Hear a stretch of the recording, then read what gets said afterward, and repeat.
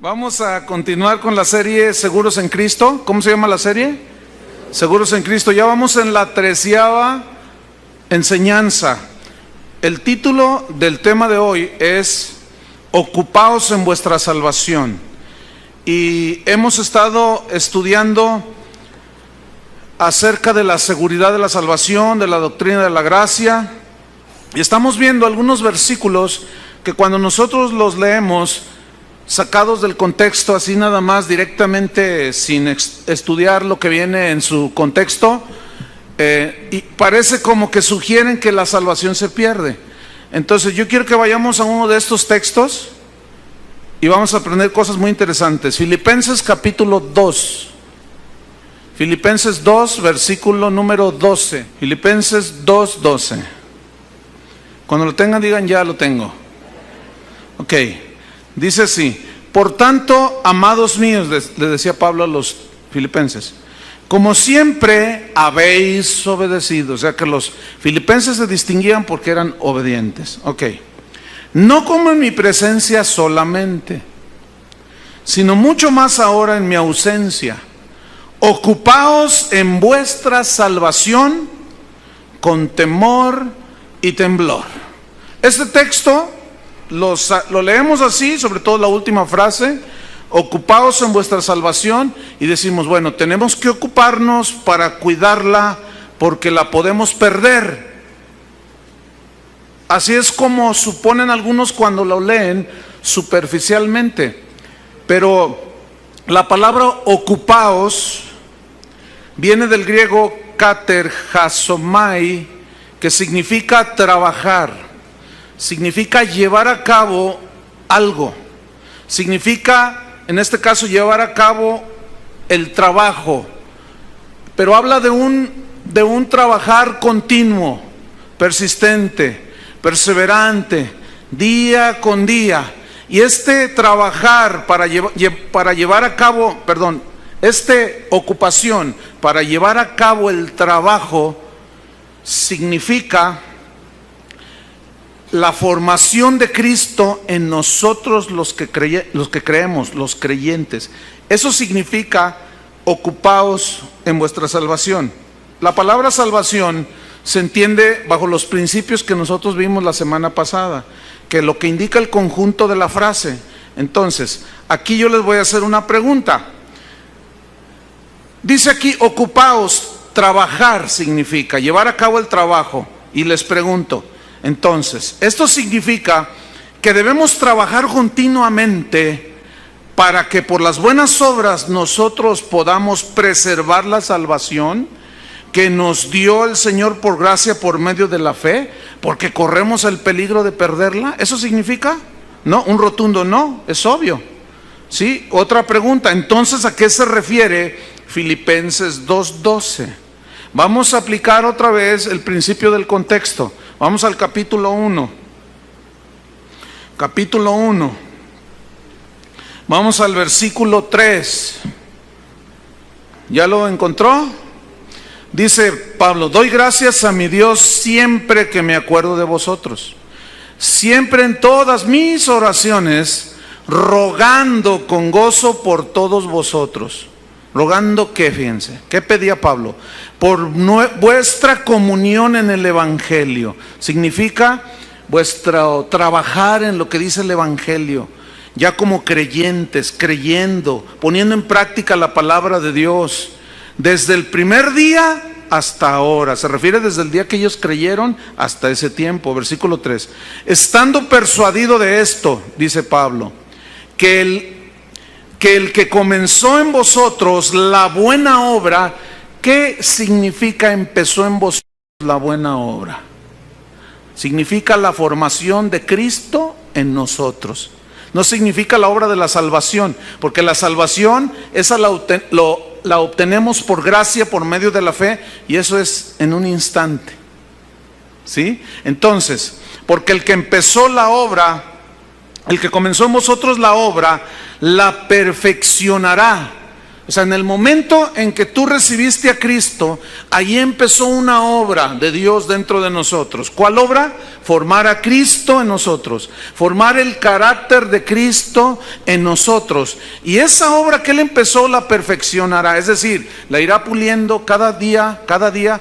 Por eso dice en 2:12, ocupaos, trabajar continuamente en vuestra salvación, es decir, en la obra de la formación de Cristo dentro de nosotros. Dice entonces que esa buena obra que Él empezó la perfeccionará hasta el día de Jesucristo. ¿Qué significa esto? Que no dejaremos, Dios no dejará de hacer la obra en nosotros y nosotros de poner atención en formar a Cristo cada día hasta que Cristo venga. Es decir, este proceso de perfeccionamiento durará, ¿cuánto durará? Toda la vida, toda la vida. Dice el versículo número 7, como me es justo sentir esto de todos vosotros, pues por cuanto os tengo en el corazón y en mis prisiones, y en la defensa y confirmación del Evangelio, todos vosotros sois participantes conmigo de la gracia. ¿Ven? Ahí está, ya son salvos. Pero ahora el que empezó la obra tiene que seguir trabajando en nosotros. Porque Dios dice, me es testigo de cómo os amo a todos vosotros con el entrañable amor de Jesucristo. Y esto pido en oración, que vuestro amor abunde aún más y más en ciencia y en todo conocimiento, para que aprobéis lo mejor, a fin de que seáis sinceros e irreprensibles para el día de Cristo, cuando Él venga. Ahora quiero que notes el versículo 11. Cuando Él venga, nos quiere encontrar como llenos de frutos de justicia, que son por medio de Jesucristo, para gloria y alabanza de Dios. Entonces, es claro que el contexto nos está hablando de una formación de Cristo en nosotros. Ahora, si ustedes van al versículo 15, dice, algunos a la verdad predican a Cristo por envidia. Fíjate, predicar a Cristo por envidia. ¿Puedes creer eso? Pues ahí está. ¿Cómo es predicar a Cristo por envidia? Unos predican a Cristo por envidia y contienda, otros de buena voluntad. ¿Cómo predicas tú el Evangelio? ¿Por envidia, por contienda o de buena voluntad? Entonces aquí Pablo está poniendo en entredicho actitudes del corazón, forma de proceder de cada cristiano. Ok, en el versículo 21 dice, porque para mí el vivir es Cristo y el morir ganancia. Es decir, él no tenía otra razón de vivir si no era Cristo. Para mí el vivir, el estar cada día con Cristo porque quiero ser como Él, para mí el vivir es Cristo. Y el morirme es ganancia. ¿Por qué? Porque ya se acabaron todos los afanes. Entonces dice, nos vamos hasta el versículo, al capítulo 2. Dice, por tanto, ese por tanto es una frase que tiene conexión con lo que se dijo en el capítulo 1. Por tanto, en vista de lo que acabamos de leer, que el que empezó en nosotros la buena obra la perfeccionará, que quiere que tengamos fruto de justicia porque Él nos va a dar galardones, que tengamos actitudes correctas, que no haya contiendas ni envidias, sino buena disposición de corazón. Capítulo 2, versículo 1. Por tanto, si hay alguna consolación en Cristo, fíjense, consolación en Cristo, si algún consuelo de amor, si alguna comunión del Espíritu, si algún afecto entrañable, si alguna misericordia, fíjense, todo esto que estamos viendo aquí está hablando del carácter de Cristo, que los filipenses deberían demostrar también. Afecto entrañable, misericordia, consuelo de amor, consolación. Versículo 2, completen mi gozo, sientan lo mismo, dice, teniendo el mismo amor, unánimes, fíjate, amor, unidad, sintiendo una misma cosa. Versículo 3, Nada, nada, absolutamente hagáis por contienda. ¿Cómo predicaban algunos? Por envidia y contienda. Dice, no, ustedes filipenses, no, nada hagan por contienda o por vanagloria, por orgullo, por soberbia, no, eso no refleja el carácter de Cristo. Antes bien, con humildad, ¿se acuerdan que Cristo dijo, aprendan de mí que soy manso y humilde? La humildad refleja el carácter de Cristo. Cristo era humilde. Entonces Pablo dice, ustedes también, mejor con humildad, dice, estimando cada uno a los demás como superiores a él mismo. O sea, humildad. Versículo 4, no mirando cada uno por lo suyo propio, es decir, sin egoísmos. ¿Lo están comprendiendo? Sino cada cual también por lo de los otros, es decir, con un espíritu altruista, con un espíritu bondadoso, generoso, de amor, de consolación, de perdón. Eso era lo que Pablo les está escribiendo a los filipenses, que significa el que empezó la buena obra la terminará. Entonces les dice, ustedes despójense de toda contienda, envidia. No, ustedes no. Ustedes hagan las cosas sin egoísmos, háganlo de buena gana.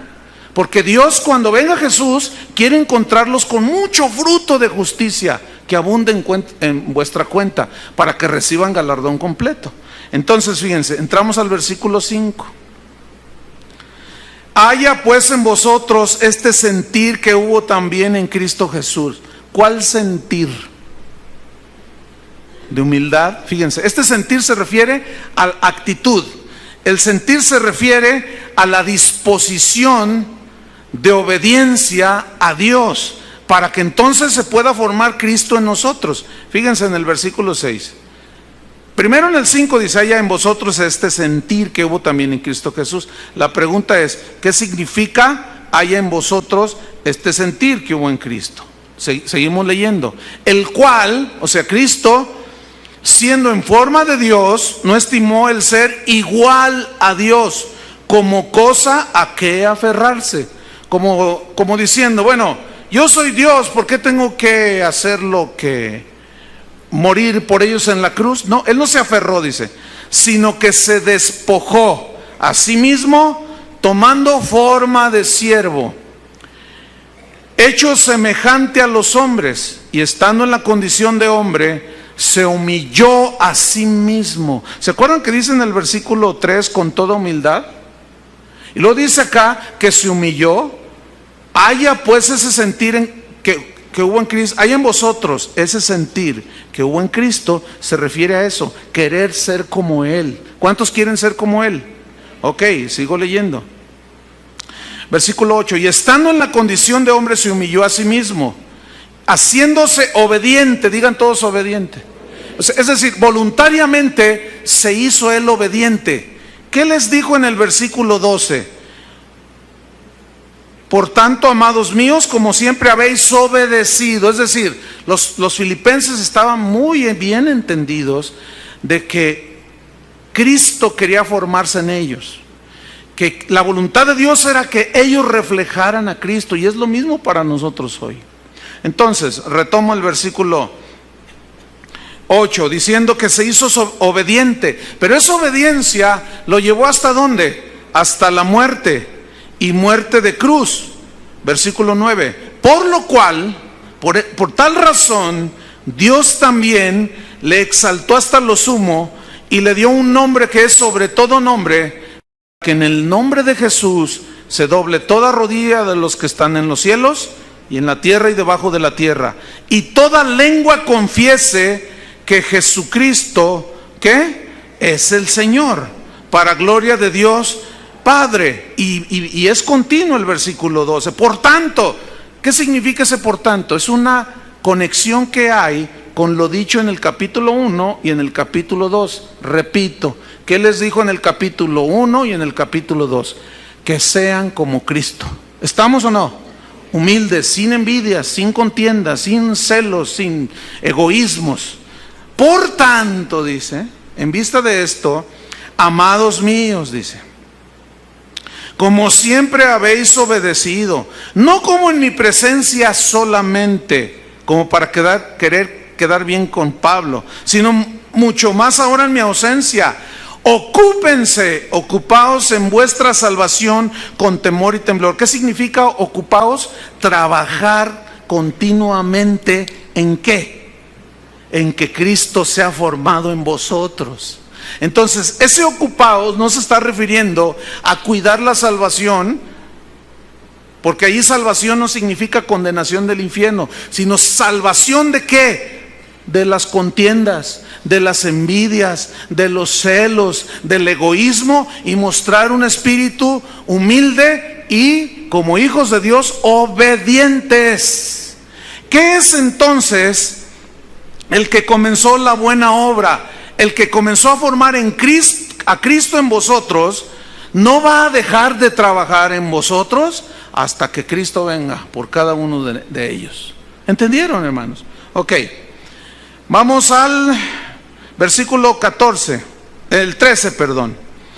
Entonces dice al final del 12: ocupaos en vuestra salvación, en que Cristo se forme, con temor, con temblor, es decir, con preocupación, pero no la preocupación así de nervios y eso, sino poniendo atención. Versículo 13: porque Dios es el que en vosotros produce así el querer como el hacer por su buena voluntad. Pregunto, ¿qué significa que Dios produce en vosotros el querer? ¿El querer qué? Ser como Cristo. El que Dios produce en nosotros, solo lo puede producir en un nacido de nuevo. ¿Estamos? Dios produce en todos los nacidos de nuevo el querer, pero también les da el hacer, el poder para hacerlo. Entonces, el que comenzó la obra en cada uno de vosotros, pone en cada uno de nosotros el querer ser como Cristo y el poder para poder ser como Cristo. ¿Me expliqué? Ok. Versículo 14, reitera San Pablo: haced todo sin murmuraciones y contiendas, para que seáis irreprensibles y sencillos, hijos de Dios, sin mancha en medio de una generación maligna y perversa, en medio de la cual resplandecéis como luminares en el mundo. Versículo 16: asidos, agarrados, arraigados, ¿en qué? En la palabra de vida, para que en el día de Cristo yo pueda gloriarme de que no he corrido en vano, ni en vano he trabajado. ¿Ven? ¿Cuál era el trabajo de Pablo? El que yo estoy haciendo ahorita. ¿Qué estoy haciendo ahorita? Enseñándoles de cómo podemos ser formados a la imagen de Cristo. Que el carácter de Cristo sea formado en nosotros. Por eso Pablo decía: por lo tanto, pues, ocúpese cada uno en esas áreas que sabe que son flacas, débiles. Ocúpense con preocupación, poniendo atención. ¿Por qué? Porque miren, ya Dios puso el querer como el hacer. Ser como Cristo, pero también les puso el poder para que ustedes lo puedan lograr. Dice: hagan todo pues sin murmuraciones ni contiendas, para que seáis irreprensibles y sencillos, hijos de Dios. En medio de un mundo perdido, ustedes resplandecen como luminares, dice. ¿Qué es lo que resplandecen en nosotros como luminares? El carácter de Cristo. ¿Están comprendiendo? Ahora, estamos en el contexto. Vamos al capítulo 3. En el versículo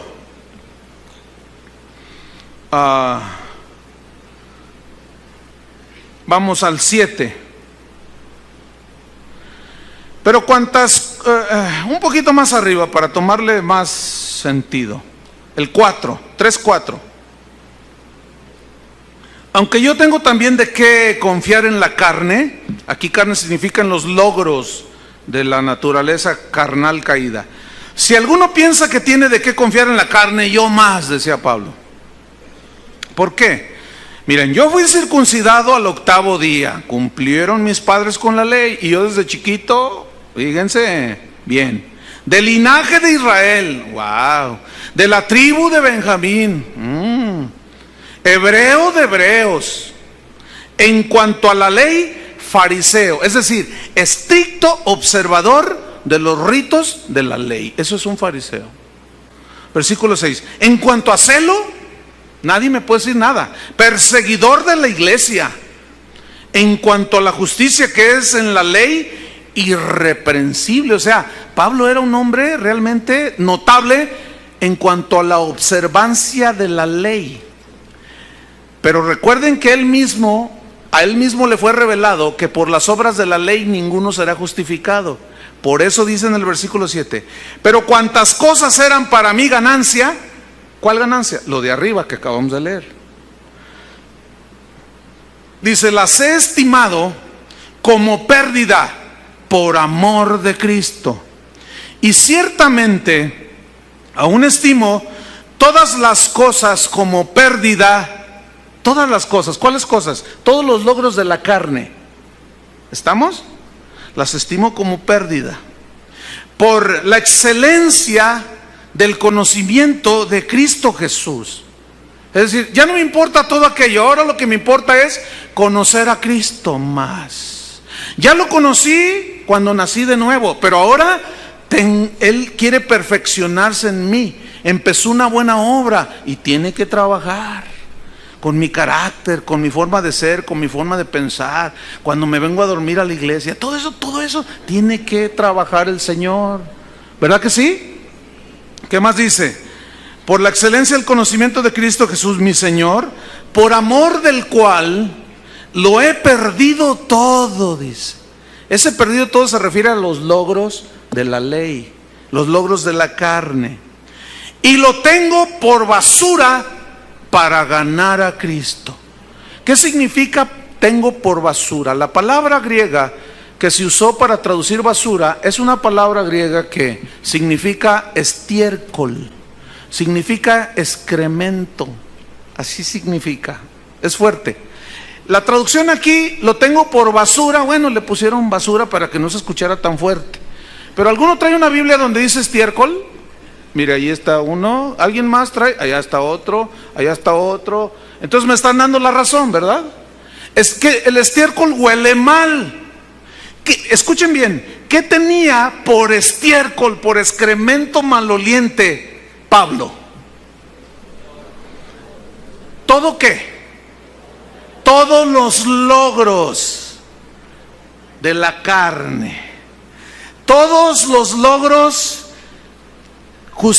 toda la justicia propia la tenía como algo maloliente que no servía para nada.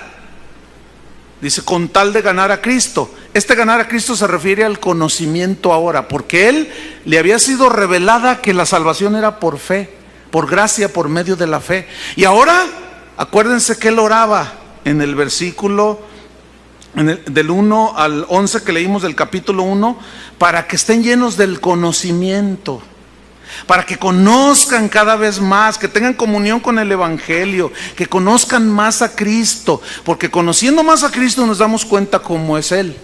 Entonces al verlo queremos ser como Él. Ayer, después de este mensaje, se me acercó un joven de 18 años y me dice, pastor, ni yo me aguanto, dice. Yo quiero cambiar. Mi carácter, tengo un carácter horrible, dice. Mi carácter me ha hecho que me corran de la escuela, me ha hecho perder trabajos. Ninguna muchacha quiere ser mi novia.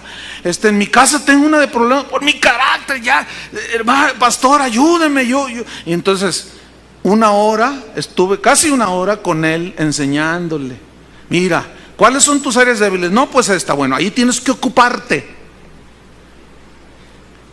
Ahí tienes tú que pulir, dejar que el Señor pula esa área. Ya después de casi una hora de haber platicado, le pregunté, porque me hacía preguntas muy obvias. Yo le dije, oye, ¿cuánto tiempo tienes de convertido, de nacido de nuevo? Y me dice, no, pues un par de meses. Ay, por ahí hubieras empezado. Dice, pues usted me hubiera preguntado. Porque con un par de meses de convertido, pues es obvio que no es un dechado de perfección. Le dije, sin embargo, tú estás dando un paso muy importante. Tienes ventaja sobre otros cristianos. ¿Cómo? Me dice. Te voy a explicar cuál es tu ventaja. Que ya reconociste que ni tú mismo te soportas. ¿Y qué tengo que hacer? Mira, como eres un recién convertido, el que empezó la obra en ti, a ver, yo te pregunto, cuando te convertiste hace unos meses, ¿qué cambios hubo en tu vida? No, bueno, pues dejé de tomar. Ah, ¿ves? Ya no me emborracho, ¿ves? Ya está uno allí. Pero mi carácter, bueno, Dios va a tratar con tu carácter. Pero tú tienes que ocuparte en ser salvo de esos arranques de ira que tú tienes y de enojo, y que no te puedes decir al maestro, trajiste la tarea, pues ¿qué le importa? ¿Cómo que qué le importa? No, tienes que tener control sobre tu vida, sobre tu temperamento, sobre ti mismo, sobre tus reacciones, y vas a tener que ocuparte en estos días, porque el Señor ya puso el querer como el hacer. Él, un recién nacido de un par de meses, entendió perfectamente lo que yo estoy diciendo. ¿Cuántos que tienen años no me están entendiendo? ¿Todos entendieron? A ver, levanta la mano el que entendió. No, pues se vieron obligados, ¿verdad? Pues claro. Pues yo. Sí. Ahora, vamos a ver. Ocupados en vuestra salvación. Piensa en esa frase. Mientras seguimos leyendo el versículo donde nos quedamos, que lo tengo por basura, por estiércol para ganar a Cristo. Versículo 9. Y ser hallado en Él. Esta frase significa fundido totalmente. Como le dijo a los Gálatas, ya no vivo yo, mas vive Cristo en mí. No teniendo mi propia justicia, ahí ya él ya había entendido y está narrando lo que pasó, que es por la ley, sino la que es de la fe de Cristo, la justicia que es de Dios por la fe, a fin de conocerle. Ese conocimiento es un conocimiento íntimo, no solamente intelectual, no, es un conocimiento íntimo. Y conocerle, dice, de tal manera que pueda yo conocer aún el poder de su resurrección. ¿En qué consiste? Qué tremendo. Yo resucitaré, conocer el poder de su resurrección y la participación de sus padecimientos, llegando a ser semejante a Él en su muerte. ¿Se acuerdan que dijo, con Cristo estoy juntamente crucificado? Ya no vivo yo. Consideraos pues muertos al pecado y vivos para Dios. Estamos crucificados juntamente con Cristo. ¿Cuántos siguen allí clavados? ¿Ya se les olvidó ese mensaje? Entonces contéstenme, ¿cuántos siguen clavados ahí? ¿Tan poquitos? Bueno, vamos al mensaje número 7 para volver a explicarles. ¿Cuántos siguen clavados ahí? Ya se murieron al pecado. Estamos muertos. Por medio del bautismo enterraron al muerto. Cuando nos sacaron del bautismo, simbolizamos que hemos resucitado, pero todavía no se da ese evento. Pero en tanto se da, estamos siendo madurados y perfeccionados, y Dios trabaja en nosotros. Por eso, una vez más debemos de recordar y entender que los que aman a Dios, todas las cosas les ayudan para bien. Que te corrieron del trabajo, Dios está tratando contigo. Que te robaron tu carro, que te lo chocaron, no sé, infinidad de tribulaciones, infinidad de pruebas que Dios usa. ¿Para qué? Para formar a Cristo en nosotros. Eso es, que Él empezó la obra y la está perfeccionando hasta que venga Cristo, porque nos quiere encontrar con la mejor vestimenta posible y nos quiere entregar galardones. Sigo leyendo. Versículo 11. Si en alguna manera llegase a la resurrección de entre los muertos, porque él creía que Pablo, estando en vida, iba a venir Cristo, dice. Pero si no, pues en la resurrección. Versículo 12. No que lo haya alcanzado ya. ¿Alcanzado ya a qué se refiere? ¿Alcanzar su salvación? No. Alcanzado, no es que lo haya alcanzado ya. A ver, piénsenle. ¿Qué significa? Ser como Cristo. Todavía no lo he alcanzado ya. ni que ya sea perfecto. Todavía no. Porque esa perfección se va a lograr hasta que Cristo venga, la perfección total. No que yo ya lo haya alcanzado, ser como Cristo.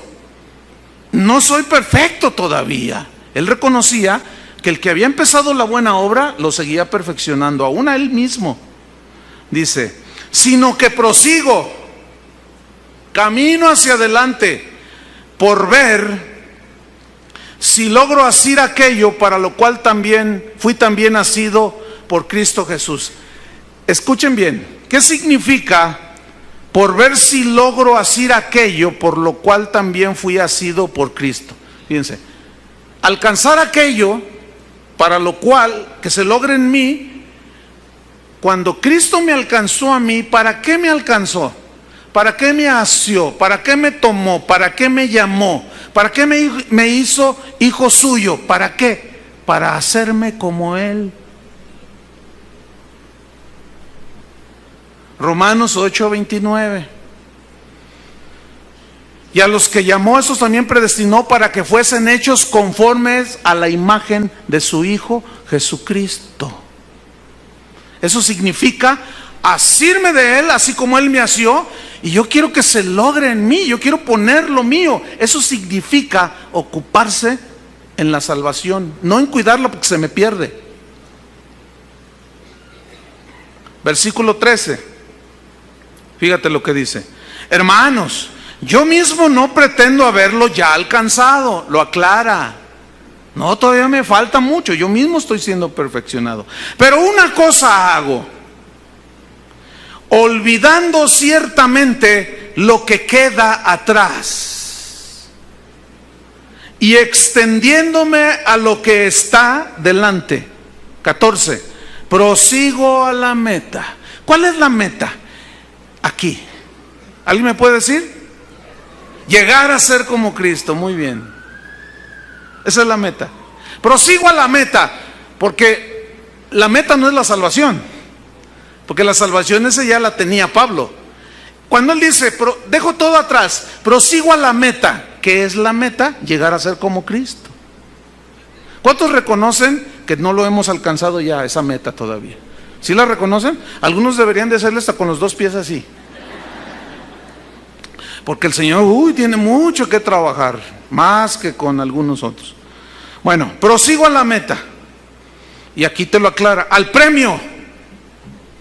¿Se acuerdan que hay galardones por hacer buenas obras ya? No para ganarnos la salvación, sino como evidencia de la salvación.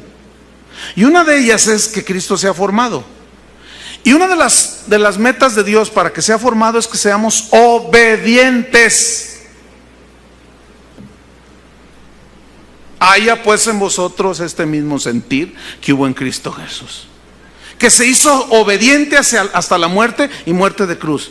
Eso es lo que quiere Dios que seamos, obedientes. Díganlo fuerte. Obedientes. ¿A qué? A la palabra de Dios. Porque el que oye y no oye, construye sobre la arena. Vienen las tempestades y los problemas y no aguanta nada y se le cae todo. ¿Por qué? Porque no tiene carácter. No está Cristo formado en él. ¿Por qué? Por carnal, por rebelde, porque no, aunque es salvo, pero pierde sus galardones.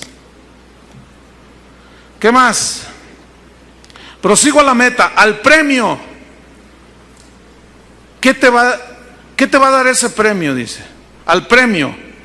Y luego añade, al premio del supremo llamamiento de Dios en Cristo Jesús. Pregunta, ¿cuál es el supremo llamamiento de Dios para nosotros en Cristo? ¿Cuál es? Díganlo. Ser como Cristo. Digo, les repito, vamos a repetirlo otra vez. Al cabo yo no llevo prisa. ¿Ustedes llevan prisa? Ah, bueno, entonces va. Abran su Biblia en Filipenses 2:12. Digo, yo les estoy haciendo el estudio para que ustedes vean todo lo que dice el contexto. Entonces, volvemos. ¿Qué significa el supremo llamamiento. ¿Llamados a qué? ¿Ve? Ese es el supremo llamamiento. Por eso tenemos que ocuparnos en nuestra salvación con temor y temblor. Pero no la salvación en sí, como tal, de condenación del infierno, o de salvación del infierno, mejor dicho, sino de salvación, ¿de qué? De todos nuestros rollos que traemos, hermanos, envidias, celos, robos, mentiras, de todo eso. Eso es lo que nos debemos ocupar.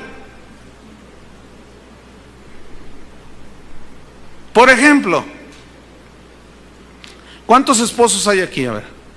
Ok, hay una responsabilidad definitiva en la Biblia. Hay mandamiento de Dios respecto a los esposos. ¿Estamos? Entre otras cosas, dirigir la familia, sustentarla, proveer para sus necesidades físicas, materiales, espirituales también, porque somos cabeza del hogar. Ok, hay algunos varones que son descuidados en eso. De esos varones que, aunque son cristianos, pero no hacen nada, le dejan todo a la esposa.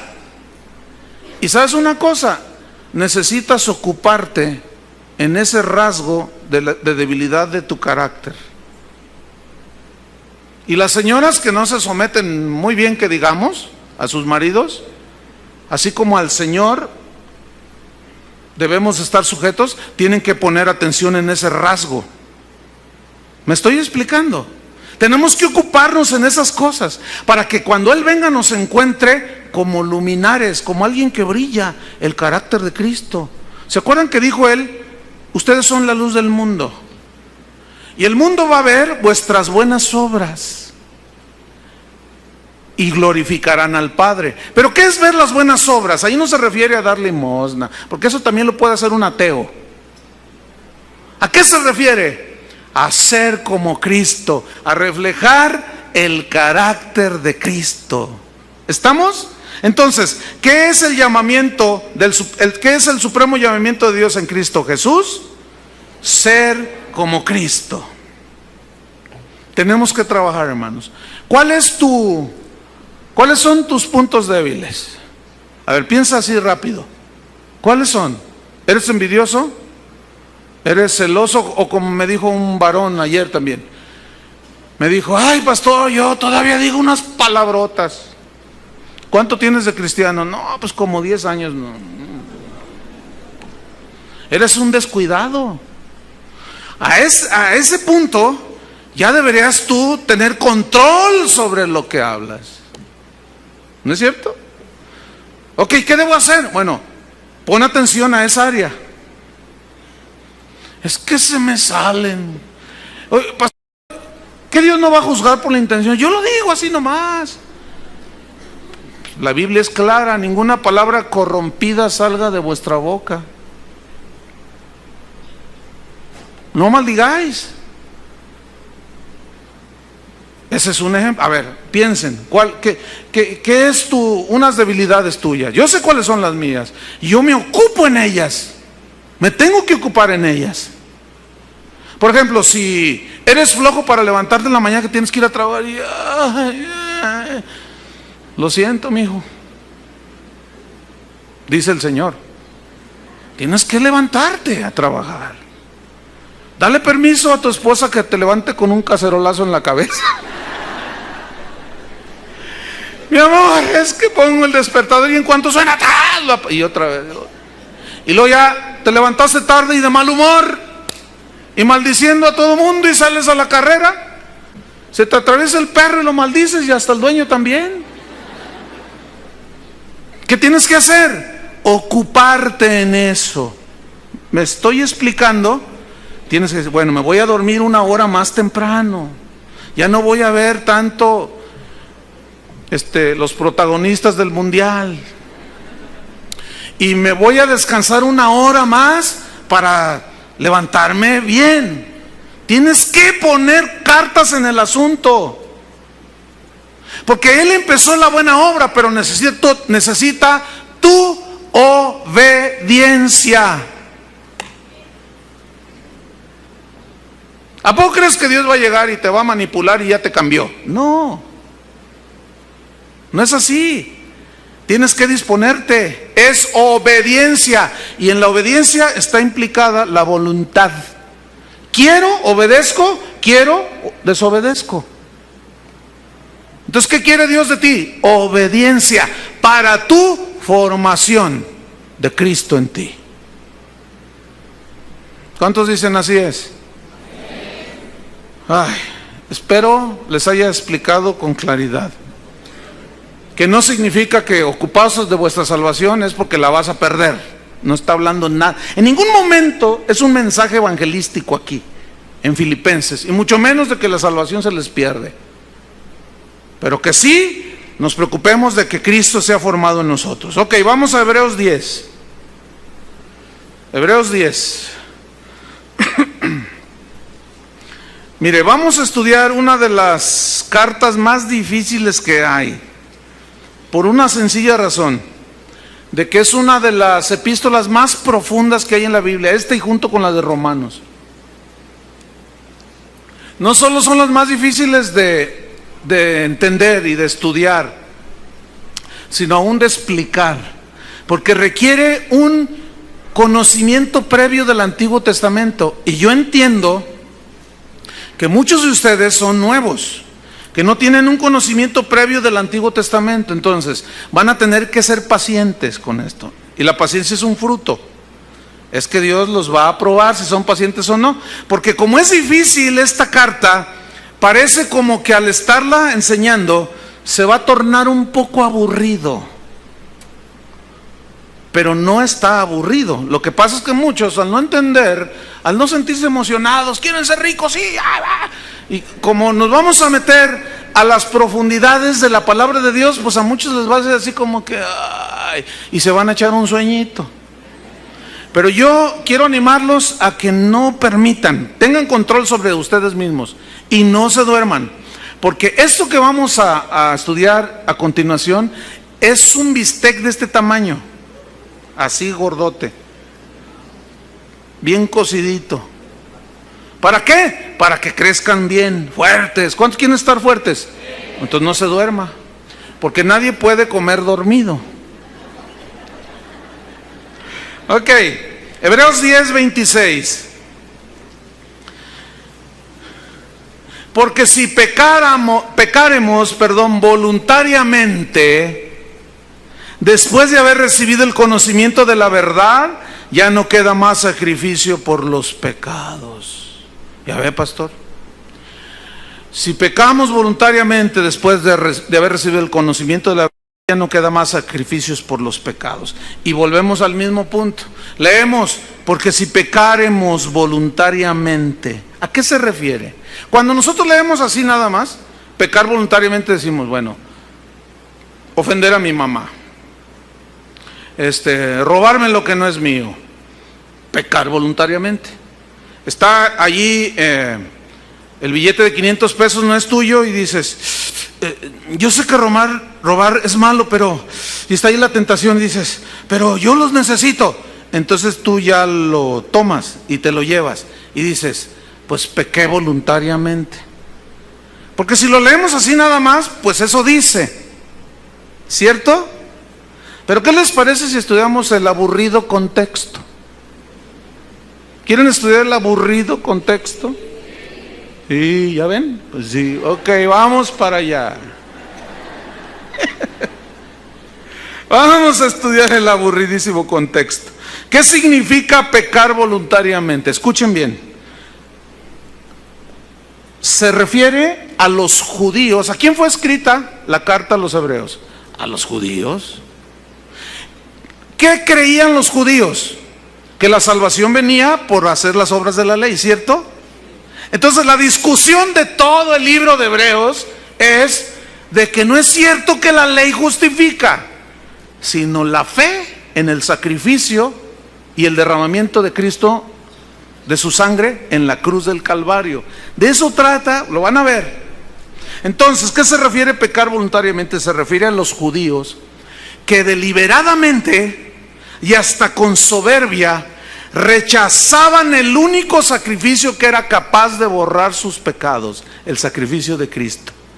Pecar deliberadamente aquí tiene una connotación que se refiere única y exclusivamente a rechazar el mensaje de que Cristo es el único que puede salvar. Se los voy a demostrar con el contexto, ¿ok? Vamos al capítulo 9, versículo 24. Porque no entró Cristo en el santuario hecho de mano, figura del verdadero. Se refiere al tabernáculo que tenía Israel, ¿se acuerdan? Donde había un atrio, un lugar santo, un lugar santísimo. Dice, no entró Cristo en el santuario hecho de mano, que era figura, sombra del verdadero, sino que entró en el cielo mismo, en la misma presencia del Padre, para presentarse ahora por nosotros ante Dios. Versículo 25. Pero lo hizo no para ofrecerse muchas veces, como entra el sumo sacerdote en el lugar santísimo cada año con sangre ajena. ¿Sangre de quién? De animales, muy bien. Versículo 26. De otra manera, le hubiera sido necesario padecer muchas veces, desde el principio del mundo. Pero ahora, en la consumación de los siglos, se presentó una vez para siempre por el sacrificio de sí mismo para quitar de en medio el pecado. Yo quiero enfatizar la frase quitar. En el griego original significa borrar completamente. Es decir, que ya no existen más. Ya fueron borrados. Eso era diferente a la sangre que el sacerdote tomaba de los animales, la llevaba al propiciatorio, rociaba en el propiciatorio.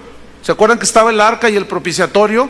Y era para decir, Señor, sé propicio, es decir, perdona nuestros pecados, Señor. Y luego el sumo sacerdote salía con una rama de hisopo, la impregnaba de sangre y rociaba, simbolizando perdón de pecados. Pero esos pecados no eran borrados, eran cubiertos solamente. Era como ponerles algo nada más encima. Pero aquí dice que el Señor se presentó para quitar de en medio el pecado. Ok, versículo 27.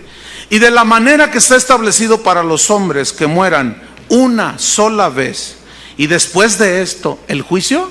Escúcheme, este solo versículo contradice terminantemente la filosofía de la reencarnación. ¿En qué consiste? En que tú puedes tener múltiples vidas, de que tú mueres y según te hayas portado reencarnas. Si te portaste mal, reencarnas en una rata. Si te portaste pues más o menos, en una cucaracha. Si te portaste pues mejorcito, en una vaca. Háganme el favor. Por eso hay en Tailandia y en muchos países, Indonesia, hay templos que están llenos de ratas. ¿Se han fijado en eso? No sé cuántos han visto en la televisión. Y tú dices, ay, ¿por qué no las matan? No, porque dicen, no la mates, no vaya a ser mi abuelita. No, eso es lo que es en serio, Suena así irracional y ridículo, pero esa es la ridiculez de esa filosofía. Está establecido para los hombres. ¿Quién lo estableció? Dios. Que mueran una sola vez. Y después de eso, juicio. No hay reencarnación y cosas de esas. No existe eso. ¿Qué más? Versículo 28. Así también, Cristo fue ofrecido una sola vez. ¿Cuántas veces? Una. Para llevar los pecados de muchos. Esos muchos son los que han creído y los que creerán. Y aparecerá, vendrá por segunda vez Cristo, sin relación con el pecado. Es decir, no tiene nada que ver ya cuando Él venga por los que creyeron con cuestión de que si eres pecador o no. Ya no, ya vendrá sin relación con el pecado. en cuanto a nosotros, porque el versículo termina diciendo, vendrás en relación con el pecado, versículo 28, véanlo allí, para salvar a los que le esperan. Pregunta, ¿para salvarlos de qué? ¿De la condenación del infierno? No, porque aquí salvar a los que le esperan, nadie puede esperar su venida si no es hijo de Dios. ¿Qué significa? Ven pues que aquí salvar no significa salvar de la condenación del infierno. Aquí salvar es otra cosa. ¿Alguien me puede decir qué es? Para salvarnos ya de todos los sufrimientos de esta vida, hermanos. Porque cuando estemos con Él allá, yo me tengo que ir, dijo. En la casa de mi Padre hay muchas moradas. Yo voy a prepararles lugar para vosotros, pero vendré otra vez y os tomaré a mí mismo para que donde yo estoy, vosotros también estéis. Allá en el cielo no habrá más llanto, ni tristeza, ni dolor. Vendrá a salvar a los que le esperan. ¿Qué significa salvar a los que le esperan? Que ya se va a acabar todo afán, toda lágrima, todo llanto, preocupación, todas las luchas, ya se acabará. ¿Quiénes serán salvados? El que persevere hasta el fin, este será salvo. ¿De qué? De todo eso. Porque ya somos salvos. Pero seremos salvados finalmente de todos los sufrimientos y de este valle de lágrimas. Se oyó telenovela. Capítulo 10. Seguimos con el aburridísimo contexto. ¿Está aburrido? Entonces, ¿por qué se duermen? Y como estoy medio, no veo muy bien, los de arriba se me pueden dormir porque no. A ver, ustedes que ven bien, ¿se están durmiendo ya? A ver, levanten las manos así, háganle así. El que estás allá hasta la esquina.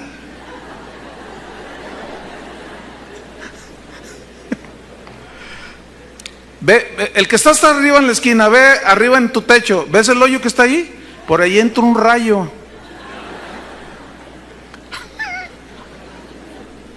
¿De veras? Ok, ¿seguimos? Capítulo 10. Entonces Él vendrá por los que le esperan. Capítulo 10, versículo 1. Porque la ley de Moisés, teniendo la sombra de los bienes venideros, no la imagen misma de las cosas, es decir, todo en el Antiguo Testamento era simbolismo, no era sustancia. Todo esto, dice, los sacrificios de animales, nunca puede, por los mismos sacrificios que se ofrecen continuamente cada año, hacer perfectos a los que se acercan. Nunca puede. ¿Qué significa que nunca puede hacer perfectos? Que nunca pueden darnos una salvación como lo hace la sangre de Cristo. Eso significa. Nunca puede hacernos perfectos delante de Dios. ¿Cómo nos ve Dios a los que hemos nacido de nuevo delante de Él? ¿Cómo nos ve? Perfectos. ¿Qué significa perfectos? ¿Que no fallamos? No. Aquí perfectos, ven, aquí encontramos otra vez lo mismo. Aquí perfectos tiene otra connotación. ¿Qué significa? Que delante del Padre estamos sin mancha. ¿Por qué? Porque nuestros pecados ya han sido borrados.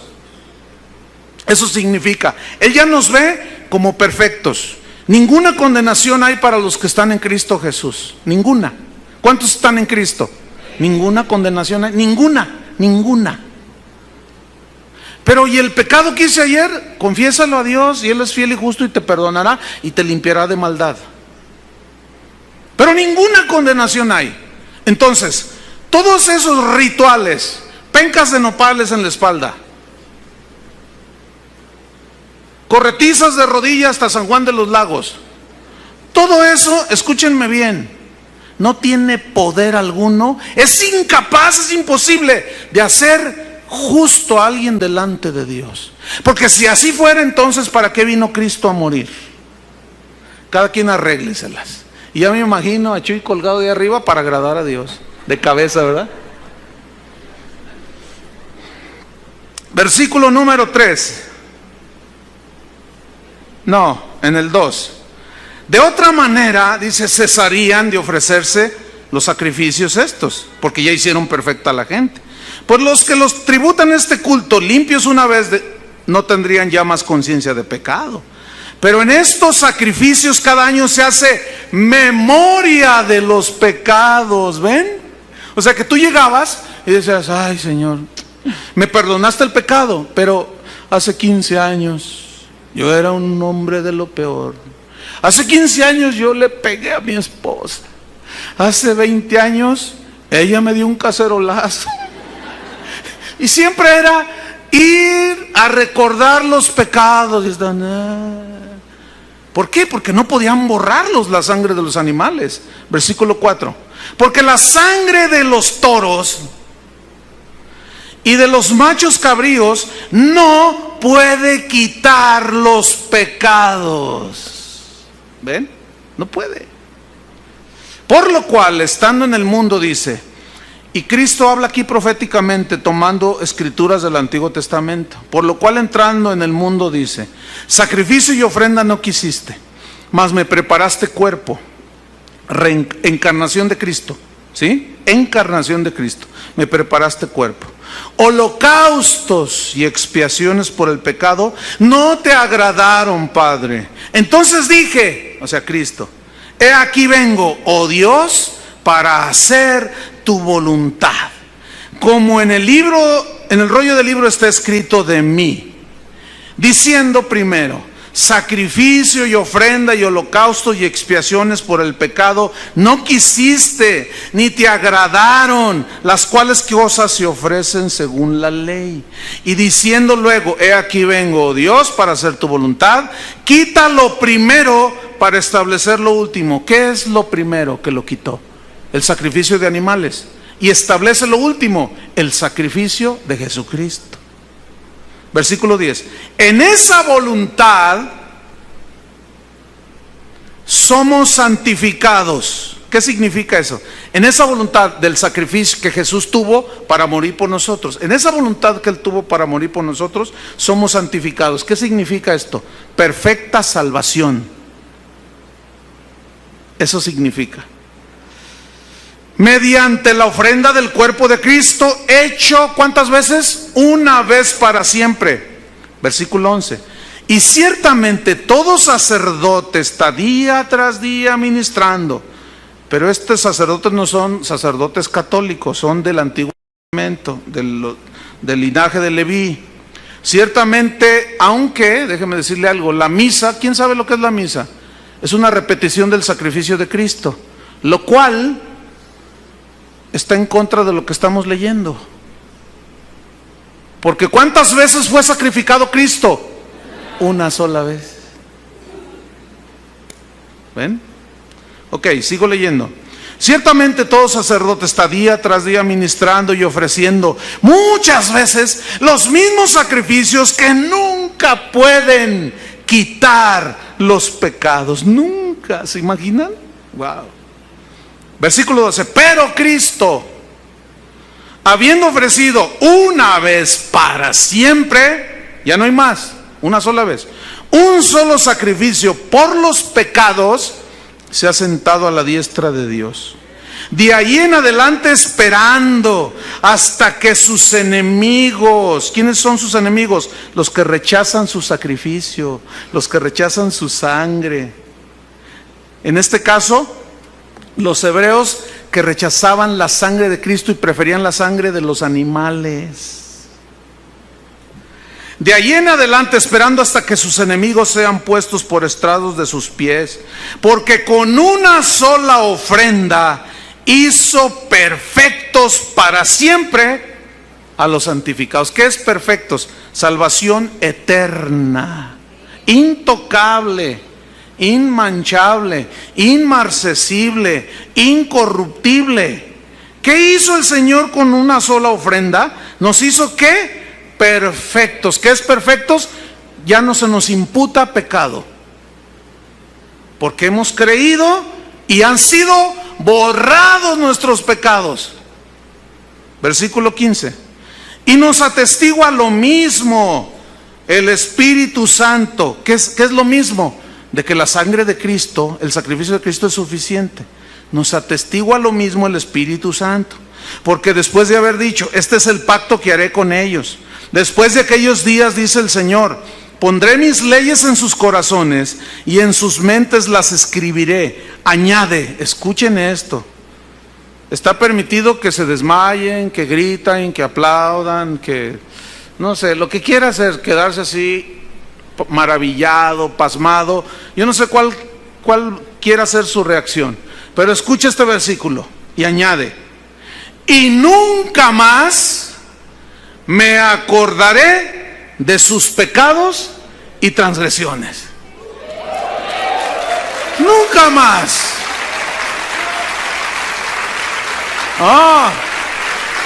Entonces, hay algunos ahí en el auditorio diciendo: entonces, lo que yo hice hace 5 años, ¿ella no se acuerda? Si está bajo la sangre de Cristo, ya quedó borrada. Ya no se acuerda. Pero tu mentalidad religiosa y la ignorancia de esto, por eso les dije no se duerman, hace que muchos de ustedes tengan una carga de pecado innecesaria, totalmente. ¿Por qué? Porque nuestros pecados han sido borrados del mapa. No me acordaré. Oiga, pero todo lo que hice ya quedó borrado. Ahora, así es Dios con nosotros. Pero hay señoras con sus maridos que no son así. Y dicen, ya son cristianos, ya le pidieron perdón hace 20 años de lo que le hicieron hace 40. Y cuando tienen un problema, una situación, lo primero que dicen y hacen es esto: sí, mira, lo recuerdo perfectamente, hace 25 años, es más, hoy, 9 de julio, se cumplen 25 años que tú me dijiste cara de lagartija. Entonces, mira, y entonces el marido te dice: ay vieja, otra vez con lo mismo. Sí, y también esto y también lo otro. Y porque como los maridos somos los peores, somos peores que las mujeres, ¿verdad que sí? Las mujeres no hacen nada, ¿verdad que no? Pero van a perder su salvación, por mentirosos. No sé por qué se da más en la mujer, que siempre trae a la memoria. Se acuerda de aquello que ya Dios ni se acuerda, que está borrado. Escuchen bien, si queremos ser sanos espiritualmente, psicológicamente, mentalmente, no traigamos a la memoria los pecados que ya están borrados. Escúchame, mujer, si ya te pidió perdón el cocodrilo de tu marido, el elefante de tu marido, si ya te pidió perdón, ¿qué hizo Dios con esos pecados? Los borró, ya no se acuerda. Pues bórralos también tú. Y no digas, eres el mismo. Eres el mismo. No has cambiado nada. No es cierto, señora. Sí cambió. Si es nacido de nuevo, ya no es el mismo. Que está en proceso, esa es otra cosa muy diferente. Que está en proceso de que Cristo se forme en él, eso es muy distinto. Pero ya no es el mismo, porque es nueva criatura. Y Dios no se acuerda de sus pecados y está perfecto delante de Dios, el cocodrilo de su marido. ¿Cómo la ve? Entonces, ¿qué tiene que hacer usted, señora? A usted no le voy a decir ni jirafa ni nada. ¿Qué va a hacer? ¿Qué tiene que hacer, señora? Ya no diga, ni saque lo de tantos años. Y va a ver cómo su marido va a empezar a levantarse así. Porque lo tiene todo cargado y siempre es el mismo, y él es el mismo, y que quién sabe qué. Es más, le voy a decir al pastor, y que ya lo trae. Pobre viejo. Ya déjelo. Mire, Dios ya lo dejó y lo libró de condenación. ¿Quién es el que hace ese trabajo de condenación? El diablo. Deje de ser su aliado. Y ya. No me acordaré más de qué dice. de sus pecados y transgresiones. Versículo 18. Pues donde hay remisión, perdón de estos pecados, no hay más ofrenda por el pecado, gloria a Dios. Ya no. Ahora, ¿qué nos queda? Que Cristo se forme en nosotros. Por eso debemos ocuparnos en esto. Versículo 19. Así que, hermanos, teniendo libertad, los hermanos son los que han creído. Los que no han creído, pues esos no son hermanos, y esos no tienen esta libertad. Teniendo libertad para entrar en el lugar santísimo por la sangre de Jesucristo, escuche, no por la sangre de toros o de animales. Dice, libertad para entrar por el camino nuevo. ¿Por qué nuevo? Por el camino del sacrificio de Cristo. Vivo, sacrificio vivo, porque Cristo está vivo y nosotros estamos vivos también. Por el camino nuevo y vivo que Él nos abrió a través del velo, y Él mismo lo interpreta. Esto es de su carne. ¿Qué significa? De su sacrificio.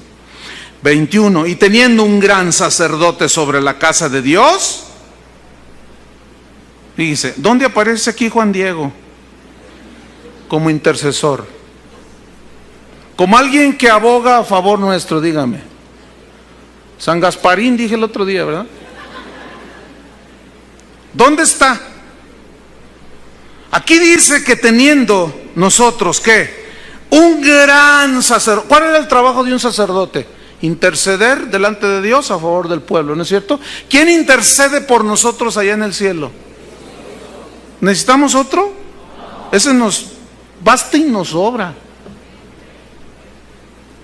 ¿Qué más? Un gran sacerdote sobre la casa de Dios. Acerquémonos con corazón sincero. ¿A dónde? Pues al lugar santísimo, a la misma habitación de Dios. Para plena certidumbre de fe, purificados los corazones de mala conciencia y lavados los cuerpos con agua pura. Todo esto son metáforas de lavados con agua pura. Es la palabra de Dios. Mala conciencia, nos lavamos y confesamos nuestros pecados. Él es fiel y justo para perdonarnos y limpiarnos. Estamos limpios delante de Él. Podemos entrar delante de su presencia. Quítese de su mente de una vez por todas. No quiero que nadie más vuelva a venir conmigo y me diga, pastor, ore por mí, porque usted que está más cerca de Dios. Esa es una mente católica del señor cura que está allí haciendo muchas cosas, que solo él se voltea de espaldas y está haciendo allí rituales, porque solo él puede acercarse a Dios, y usted nada más está allí de espectador. Quítese esa mentalidad católica. La misma posición que yo tengo delante de Dios, la tiene usted. Entonces no me vuelva a venir, por favor, con el cuento ese de que usted que está más cerca de Dios. No me venga con eso. Porque en primer lugar no voy a orar y lo voy a empujar al lugar santísimo. Me pasé. Le voy a dar una empujadita yo. No vengas con eso conmigo. Tú puedes directamente acercarte. ¿Qué dice en el versículo número 19? Así que hermanos. No dice así que pastores. ¿Verdad que no? Así que sacerdotes. No. Hermanos, cualquiera. ¿Qué más? Versículo 23. Mantengamos firme sin fluctuar la profesión de nuestra esperanza, porque fiel es el que prometió. Y considerémonos unos a otros para estimularnos al amor y a las buenas obras, no dejando de congregarnos, y yo añadiría, y no dormirnos. No dejando de congregarnos ni de dormirnos, como algunos tienen por costumbre.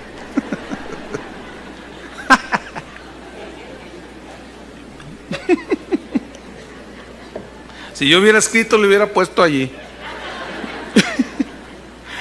Como algunos tienen por costumbre, sino exhortándoos, dice, animándoles, y tanto más cuando veis que aquel día se acerca. Ahora, aquí entramos en el final. Porque si pecaremos voluntariamente después de haber recibido el conocimiento de la verdad, ya no queda más sacrificio por los pecados. ¿Qué significa si pecáremos voluntariamente después de haber conocido la verdad. Aquí pecar es rechazar, escúcheme bien, aquí pecar es rechazar voluntariamente el sacrificio de Cristo y preferir el sacrificio de los animales, porque la carta está dirigida a los judíos. Pero ¿cómo aplica hoy nosotros? Pecar voluntariamente sería para alguien que después de habérsele explicado que solo el sacrificio de Cristo es capaz de borrar los pecados, todavía dice, no, pero mi penca de nopales en la espalda, de aquí a Zapopan. No, es que eso no tiene poder. Eso no te hace perfecto delante de Dios. Es más, Dios ya no quiere sacrificios. Ya se sacrificó una sola vez Cristo, ya no hay más sacrificio. No. Yo y mi peregrinación arrastrándome de aquí hasta Tepa. Tú dices, pero entiende, por el amor de Dios, Cristo ya pagó todo. ¿Por qué haces todo eso y te vas arrastrando? Pues para ganarme mi salvación. No, no. Y tú le explicas, no. Y le dices, y lo iluminas con la predicación del evangelio. No, mira, Cristo ya murió por ti. Porque si así fuera por lo que tú haces, entonces ¿para qué vino Cristo a morir? Nos hubiera dejado así y que cada quien haga lo que pueda. No, no, no, no, no, no. No, pero yo voy a seguir con mi penca de nopales. Así me enseñaron mis padres. Eso significa pecar voluntariamente. Lo retomo. Si pecáremos voluntariamente después de haber recibido el conocimiento. ¿Qué es recibido el conocimiento? Un mensaje. Aquí la palabra que se tradujo conocimiento es epignosis, que significa, escuchen, esto es bien interesante. Después de haber recibido el epignosis, el conocimiento, significa conocimiento intelectual solamente. De mera información, como un ateo puede tenerlo. Los demonios también creen, tienen conocimiento de que está ahí Dios, pero ellos no se arrepienten, ellos no hacen nada. Y esa es la fe de los demonios. Entonces, si nosotros pecamos voluntariamente, se refiere pues a rechazar voluntariamente. Nadie nos está forzando a aceptar a Cristo o a rechazarlo. Y pecar voluntariamente, rechazar voluntariamente, ¿qué? El mensaje de que Cristo ya murió una sola vez por nuestros pecados y ya no queda más sacrificio por los pecados. Escuchen esto: si no crees que el sacrificio de Cristo puede borrar tus pecados, yo pregunto, entonces, ¿tú crees que la sangre de los animales los podrán borrar? Ya no queda nada que hacer. Fíjate lo que dice en el versículo 26 entonces. Después de haber recibido el conocimiento de la verdad, ya no queda más sacrificio por los pecados, sino una horrenda expectación de juicio. Eso es lo que queda. ¿No crees? Ya qué más se puede hacer. Una horrenda expectación de juicio y de hervor de fuego que ha de devorar a los adversarios, es decir, a quienes se oponen a la verdad de que solo Cristo es el único que puede borrar nuestros pecados. Fíjate el 28 y nos vamos sobre el final. El que viola la ley de Moisés por el testimonio de 2 o 3 testigos muere irremisiblemente. ¿Cuánto mayor castigo pensáis que merecerá el que pisoteare al Hijo de Dios y tuviere por inmunda la sangre del pacto? ¿Cuánto mayor castigo? Aquí castigo significa, viene del griego timoreo, que significa castigar para salvar el honor. ¿Qué significa esto? Que Dios los castigará a todos aquellos que lo han hecho mentiroso, porque no están creyendo que el sacrificio, que el derramamiento de la sangre de Cristo borra sus pecados. Y están diciendo, no, Dios, no te creo. Que con solo creer en el sacrificio de Cristo, ¿no me crees? Ya no puedo hacer más por ti. Lo único que te queda es una horrenda expectación de juicio. Horrendo. Y si la ley de Moisés cuando era violada tenían que morir, ¿cuánto mayor castigo recibirán aquellos que rechazan que solo Cristo puede salvarnos?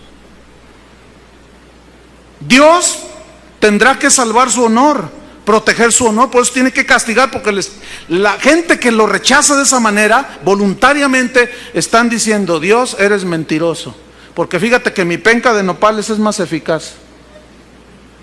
Sea Dios veraz, dijo Pablo, y todo hombre mentiroso. Y finalmente, y si pisoteare al Hijo de Dios, ¿qué significa pisoteare? Viene una palabra griega bien interesante que por nuestra manera de ser les va a sonar, se van a reír. Pisotear viene de una palabra griega catapateo, así como que te pateo, porque cata es debajo y pateo es pies en el griego. Entonces fíjate, poner bajo los pies, por eso se tradujo pisoteare, pero también significa rechazar con desdén, así como: ¿ese es tu ofrecimiento, Dios? No me interesa. Mi religión, lo que me enseñaron mis padres. Pero entiende que sin Cristo no vas a poder. No me interesa. Mi religión es la que me interesa. Y finalmente dice: pisotear al Hijo de Dios, si tuviere por inmunda la sangre del pacto. Inmunda, ¿qué significa? Del griego koinos, que significa sangre común, como la de un animal. Yo estoy convencido que un cristiano verdadero, jamás, para que les toque a todos un jamás un cristiano verdadero va a tener por común la sangre de Cristo. Eso es imposible, ¿sí o no? Al contrario, para nosotros la sangre de Cristo nos limpia de todo pecado, nos limpia de toda maldad. Entonces, a esos que les está hablando, si pecan voluntariamente, si rechazan voluntariamente la sangre de Cristo y pisotean al Hijo de Dios que la derramó, y tienen su sangre como sangre de animales, ¿qué dice el versículo 31? Horrenda cosa es caer en manos de un Dios vivo. ¿Te imaginas? Nada más que ustedes no se preocupen, los nacidos de nuevo. Ustedes, si son nacidos de nuevo, no, el versículo 31 no tiene aplicación para ustedes. Les está hablando a los que pecan deliberadamente. Reitero, no está hablando de pecar y perder la salvación. No, ya vimos todo el contexto. Se refiere a rechazar el hecho de que solo la sangre de Cristo nos puede borrar y perdonar nuestros pecados. Ahora, ¿cuántos tienen ya esa sangre sobre ustedes? Cierren sus ojos un momento. Vamos a tomar un par de minutos. No se vaya nadie, por favor, todavía. Vamos a hacer algo. Es muy posible que aquí haya personas en este auditorio ahora que se han expuesto a esta enseñanza y no tienen a Cristo, no tienen la salvación, pero que quieren reconocer que son pecadores. ¿Hay alguien aquí en este auditorio que quiera entregar su vida a Cristo y sus pecados sean borrados? Levante su mano. ¿Habrá alguien? Hay algunas personas con su mano levantada. Voy a pedir a esas personas que se pongan de pie. Los voy a dirigir en una oración. Pónganse de pie los que levantaron su mano. Bien. Ok. ¿Entendieron perfectamente el mensaje, verdad que sí? No hay otro sacrificio, no hay nada que pueda perdonar sus pecados, solo Cristo, y borrarlos. Cuando nosotros nos acercamos, como lo van a hacer ustedes, a Dios, creyéndole lo que hizo en Cristo, viene la salvación a ustedes. Van a abrir su boca y en voz audible van a decir esta oración para el Señor, no para nosotros. Yo los voy a dirigir. Díganle: Padre, te doy gracias porque esta mañana es especial para mí, porque he entendido que solo la sangre de Cristo puede borrar todos mis pecados. reconozco que soy pecador y que todas mis buenas obras que hice para ganar la salvación son nada y las tengo por basura en este momento. Señor, te recibo como mi Salvador, suficiente, no hay otro. Perdona mis pecados, bórralos, Señor, con tu sangre preciosa y hazme nacer de nuevo. Dame una vida nueva en el nombre de Jesús. Dirige mi vida de aquí en adelante en el nombre de Cristo Jesús. Entrego mi vida, tómala, Señor, y hazme una nueva criatura. Amén. Déjenme decirles algo a los que se pusieron de pie, que ahora son por la fe hijos de Dios.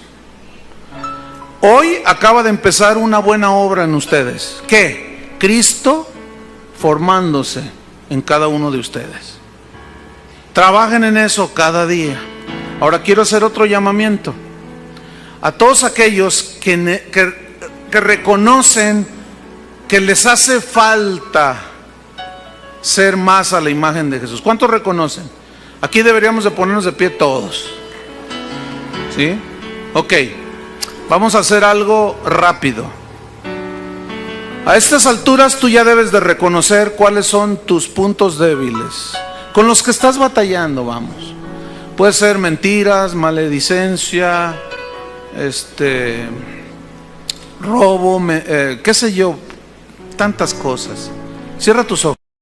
Ahora, identifica esas cosas. Pueden ser muchas, pero las que vengan primero a tu mente. Bueno, escúchame bien.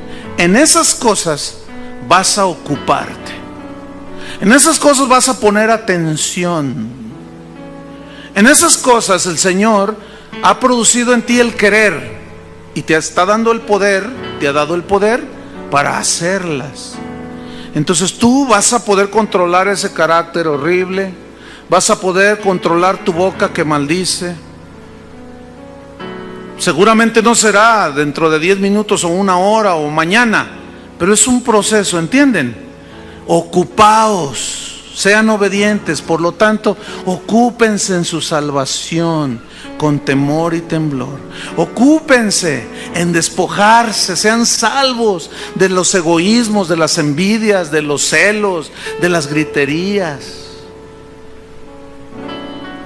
Padre, en el nombre de Jesús, reconocemos que no lo hemos alcanzado ya, pero seguimos a la meta, al premio del supremo llamamiento de Dios en Cristo Jesús. Todos los que estamos aquí, nacidos de nuevo, anhelamos ser como Jesús. Y el que empezó la obra en nosotros, la terminará hasta el día de Jesucristo. Eso significa el que persevere hasta el fin será salvo. ¿De qué? De todos esos egoísmos, de las luchas, de las tribulaciones, de las vicisitudes de la vida. Porque salvos somos por la fe en Cristo Jesús. Amén. Que Dios los bendiga mucho.